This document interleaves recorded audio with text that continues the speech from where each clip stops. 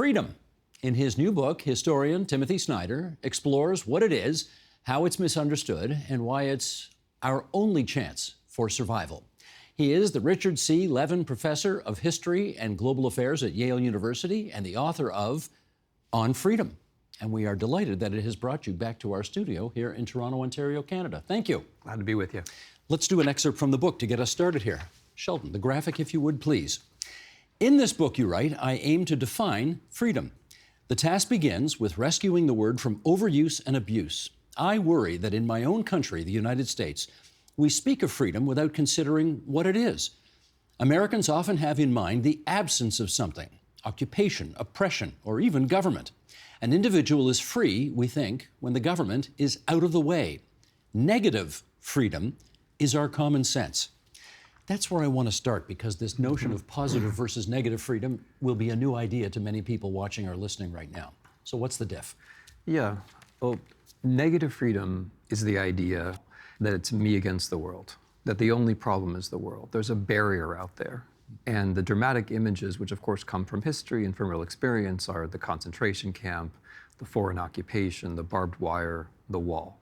And of course, it's right that sometimes one has to resist. But at the same time, that's not enough for freedom. So even when the walls come down, there's still the question of who you are. In fact, the only reason why the wall is a bad thing is because it's holding you back.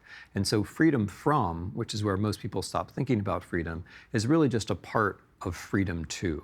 Getting the barriers out of the way is just the first step towards creating the conditions where you and I and everybody else can actually say, what do we really like? What do we really care about? What do we really love? What do we value? How do we want to change the world?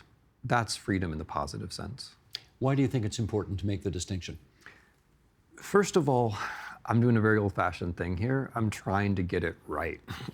I'm trying to get it right. I'm not saying what people say about freedom. I'm not talking about how the word is used. I'm trying to say what it in fact is, and I deeply believe that it is the ability to choose among the good things. There are good things in the world. When we're in a condition or a state to choose among them, then we're free. But the political answer is, if you only believe that freedom is negative, you'll get persuaded that the government is only your opponent. You'll shrink the government, and the government will end up not being able to do precisely the things that it needs to do to help people grow up to be free. Defining freedom is a different ambition, you say, from defending freedom. How so? Well, in my experience, the one ends up leading to the other. So I wrote a little pamphlet called On Tyranny, which I think we might have talked about a while ago. We did indeed, yes. Where it was more than a pamphlet. That was a book. Okay, it was a pamphlet in the honorable sense of the word. Okay. Where I was trying to tell people what good practices would be to defend what we have. But people rightfully asked, well, what is it that we have? And I think the answer is that freedom isn't something in the end that you can only defend.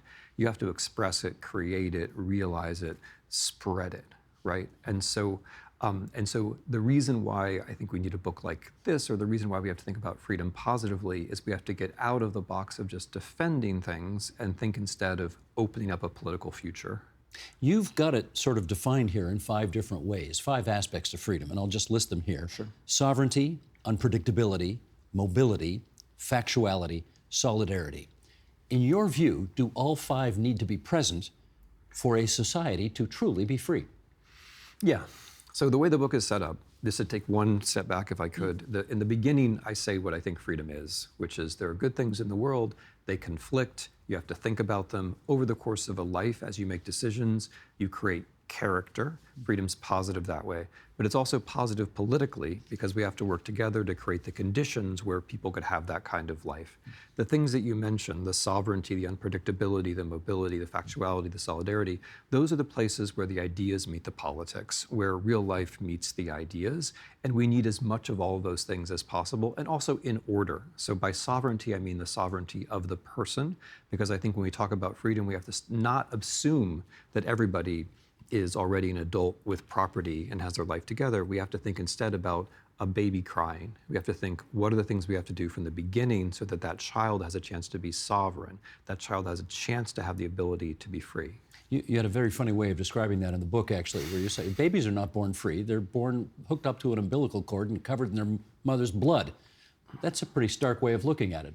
But You're right. But it's the only way of looking at it, Steve. It's the only way of looking at it. And our whole conversation about freedom abstracts away from that. We assume, I mean, in the tradition of writing in English about freedom, we're assuming that there is essentially a Victorian age British gentleman with a plantation and perhaps some, servants or slaves in the background. That's already built into the picture. We have to not do that. We have to be serious, which means thinking about the way life actually happens, from birth to death and all the adventures in between. As we in Canada look at your country, we assume you are obsessed with it, and we also assume that you think you have it better than anybody in the world. And it may come as a surprise to some of our viewers and listeners that you actually don't think that. So let's do another excerpt from the book here. By no meaningful index are Americans today among the freest peoples of the world, you write. An American organization, Freedom House, measures freedom by the criteria Americans prefer: civil and political liberties. Year after year, about 50 countries, 50, do better than us on these measures. Our northern neighbor, Canada, stands far above us. The countries where people tend to think of freedom as freedom to are doing better by our own measures, which tend to focus on freedom from. Okay, here we are again. Let's revisit this again, like freedom to and freedom from. Do we understand these concepts well enough? So, first of all, congratulations on getting one of the Canada references into the show. Just doing my job, sir. Yeah. But the serious point is, if you only insist on freedom from, then you're going to get trapped. It's not just that you're not going to think about vacation, parental leave, free kindergarten, childcare in terms of freedom, which you should do. It's also that in shrinking the government, you're going to create space for oligarchs, because power abhors a vacuum. So other people will rush in, social media platforms will rush in, they'll control the conversation about freedom. So two things go very wrong if you're only thinking about freedom negatively. If you think about it positively, then you have a chance for children to grow up in a situation where they can learn to think for themselves, control their emotions, have relationships, and have a better chance at freedom. And so the funny thing is that if you talk about freedom too much and in the wrong way, you end up boxing yourself in. You end up never thinking about it, which is, I'm afraid, the American condition too much of the time. And countries like Norway, or I'll say it, Canada, where folks talk less about freedom, may have laid the conditions better to actually live free lives. You, of course, watched the Democratic presidential convention, where the word freedom was used every 30 seconds, which is unusual for the Democrats. Usually that's the Republicans' game. Yeah. What'd you think of all that? That was super interesting. I was actually, for weird reasons, I was actually physically there. And it's interesting, right? Because there's a political move, which is they see Trump dropping freedom, right? As Trump moves more and more openly to just saying, I'm a leader, I want to die in bed in the White House, that's it. As they drop the word, the Democrats are picking it up, which is tactical and smart. And they started with a negative definition, because that is American common sense. So they're saying the Republicans will have the government in your bedroom, the Republicans will have the government on your back, the governments will have the government on your body, and we're going to free you of that. But then the Democrats are also able to talk about freedom as freedom too, which the Republicans can't, because the Republicans are way too much in the pockets of the people who need the government to be small and ineffective. So the Democrats can talk about freedom too, and you see them kind of gingerly pushing in that direction. It's unfamiliar, but they're getting there, and that's encouraging. You saw the vice president just the other day on 60 Minutes talk about the freedom to bear arms, which she does. She boasted about the fact she's got a Glock and she shot it. That's a different thing for a Democratic nominee to say. Yeah, I mean, I think I'm going to not focus so much on the example as on the prepositions. That it's the mental shift to thinking, okay, it's not just about pushing bad things away, but about having good things in the world. And it's consistent, by the way, with the tone of the campaign, right? So when people are angry and talk about freedom, that's a sign things are wrong. When people are happy and talking about freedom, that's generally a sign that they've got it right. I'm going to do the thing you're expecting me to do now, which is to come back to Canada, and that is, my hunch is there are going to be a lot of people watching this who are going to think, wait a second, Canada more free than the United States? That's impossible. And in fact, we had a convoy of truckers and libertarians and anti-government types, anti-vaccine types who essentially took over Ottawa by driving all their trucks downtown about 3 years ago, and they did so because they were adamant that Canada was not as free as our neighbors to the south. What, in your view, are they missing? I mean, I saw the convoy, but I didn't actually have a chance to talk to folks, so it's hard for me to say at that level. But I would make the point that freedom is not about impulse. And the way that before the Trump people dropped freedom entirely, the way they swing the whole conversation is that freedom is just about how you feel right this second, and how you feel right this second is valid. It's not about being right or wrong. There's no right or wrong. It's not about true or false. There is no true or false. It's just about how you feel very strongly right now. And that notion of freedom is powerful, it's persuasive, it's addictive. It's just not true. It's just incorrect. You can't be free unless you're recognizing other people's similarity to yourself, unless you're thinking not just about how I feel and how I'm hurt, but you're thinking about what I want the world to be like. I think that's probably the thing that they're missing, because the way the freedom conversation swung in the US, again before Trump dropped it, was away from we have values we can talk about and towards everything I feel right now is valid, and I'm going to listen to my oligarchical leader because he's very good at expressing those hurt feelings. How would you go about convincing those who believe in the immediacy of freedom that you've just described that there's a little more to it than that? I think talking and showing, this is the thing, like freedom isn't necessarily about the dramatic, right? Like I cite dissidents from the 70s and 80s and friends of mine who went to prison for what they thought, and that might sound dramatic, but the things they thought were, I should be able to have my own tastes. I should be able to have my own principles. I should be able to live a normal life. I should be able to love the things I love. I should be able to meet other people who have the same kinds of tastes and principles and values and form groups with them. That's what freedom is really about. It's not about being alone and angry. And when you're alone and angry, that's a sign that the thing that you're experiencing is something besides freedom, and you might be on the road towards something worse. Freedom is when you can honestly admit that you care about things that are maybe a little bit unusual or different than what other people care about. And freedom is when you can find other people to do those things with. And the way we make ourselves free together is just by creating the foundation where we as individuals can go off and do these things. Freedom is light. Freedom is relaxed. Freedom is authentic. It's not angry and aggrieved.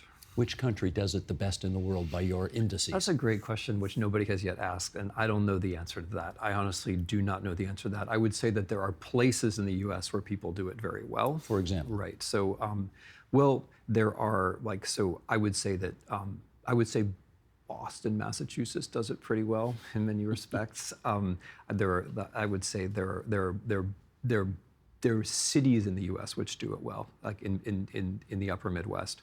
But in terms of my own personal experience, I would say that, like Austria, which is there's a discussion of childbirth in the book, and Austria is a country which lays foundations for freedom.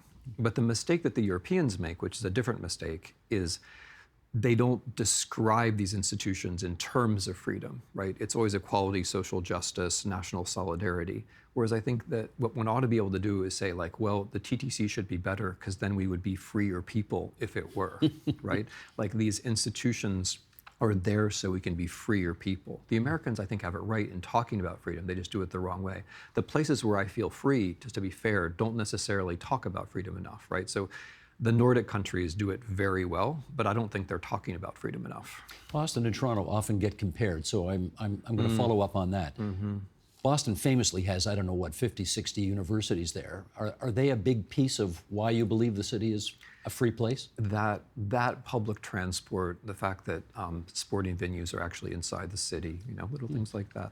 But yes, and education does really matter because it's a very simple point, Steve, but if you take an infant and you leave the infant by the side of the road, just an extreme example, but unfortunately it happens, that child isn't going to grow up free. They're all the things that child needs, and they're not just physical, right? They involve love and attention and time, and past a certain point, that love, attention, and time takes the form of education. So education is part of becoming free. So yes, absolutely. Depending on who wins your presidency on November 5th, how do you see freedom either advancing or not come January 20th? I think it's a very dramatic difference. I mean, freedom, and it'll be kind of a test of the things we've been talking about. Because if freedom really is just about people doing exactly what they want to do, well, we know Trump is going to do exactly what he wants to do. He's going to put his political opponents in prison. He's going to let the people he likes get rich. He's going to let countries he doesn't like Ukraine, suffer. He's going to let countries he likes, like Russia, do well. He's going to do exactly what he likes. Is that going to bring us a freer world?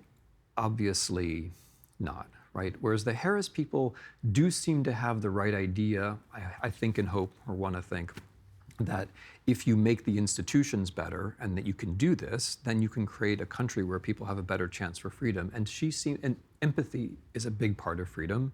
And they, that is Walls and Harris, seem to have empathy for other people, but also for other countries. So, I'm going to say we'll see, but you know what my answer is. My answer is that if Trump wins, it's going to be disastrous for the things we're talking about. And with Harris and Walls, I think we're going to have a chance.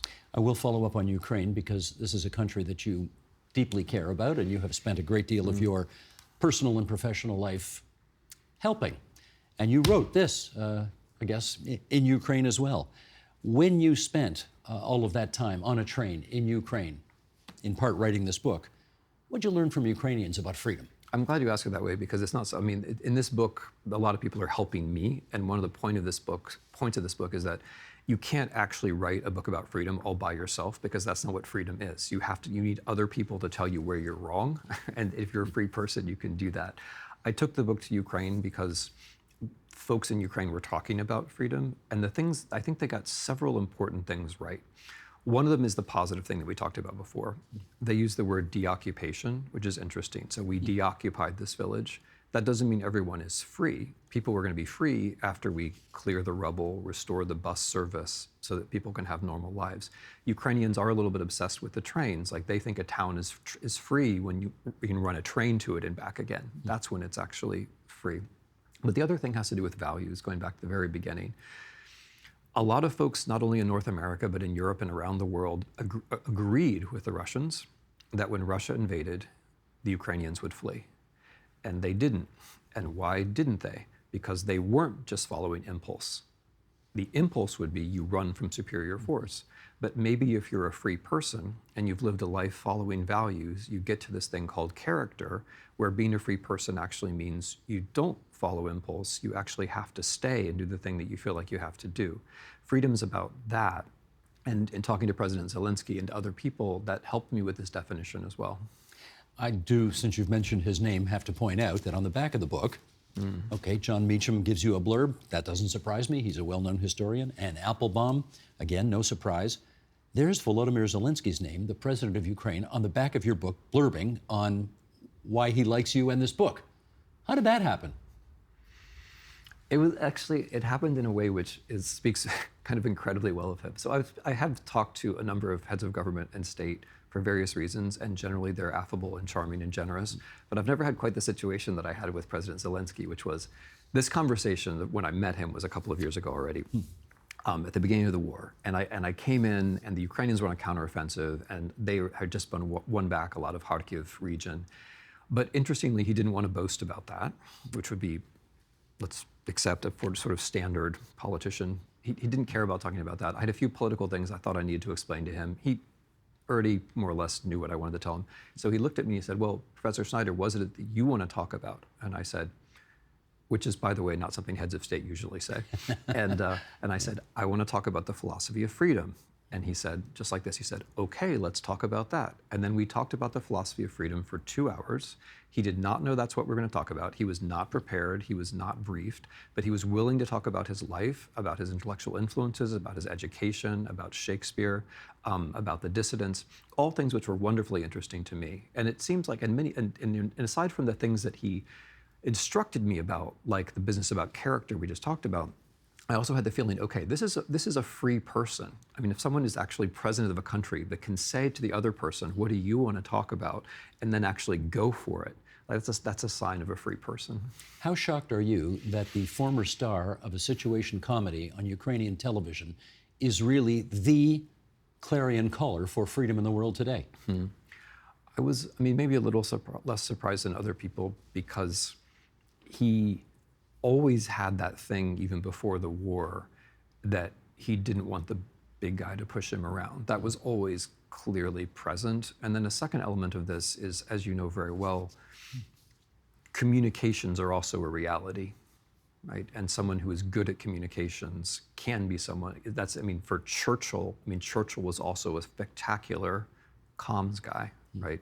So that is part of being a war leader. But it's one of the things he said to me, I forget whether I quoted in the book or not, is everything is in Shakespeare. That studying theater, thinking about theater is one way to understand human character. and tragedy and difficulty, and it's also one way of seeing the overall shape of a situation. And I tend to think that's helped him. Let's finish up on this. What you pray, obviously, you have worked for a Ukrainian victory, pushing the Russians back, maintaining territorial integrity, giving freedom to the Ukrainian people. What does that actually look like? What does victory look like? It looks like, well, the hard part is the part that I think North Americans have trouble recognizing, Europeans too. Somebody has to lose. There's not a third way. There isn't this magical thing called negotiations where, some nice person says, hey, why don't you negotiate? And the Russians say, oh, why didn't we think of that? They're there to destroy, they're there to annihilate the Ukrainian state. That's what they're there for. They have to be stopped, and they have to understand they're not going to succeed at any time in doing that. And so the Ukrainians have to win in that sense. Whether that means pushing every Russian soldier off and win, what it means is that Putin understands that he's lost, or that fighting more isn't going to help him. And on the Ukrainian side, it means European Union membership, NATO membership, which is something that I hope Canada would put the shoulder to the wheel on. And it means a European future, and it means at the very least the political aspiration, the legal recognition of the territories that belong to Ukraine. We do love having you on this program because your writing is fabulous and you give us a great deal to think about. So thank you for making the trip to Toronto, and we appreciate having you here. I'm glad it worked out. On freedom, Timothy Snyder. Thanks. Thanks, Steve.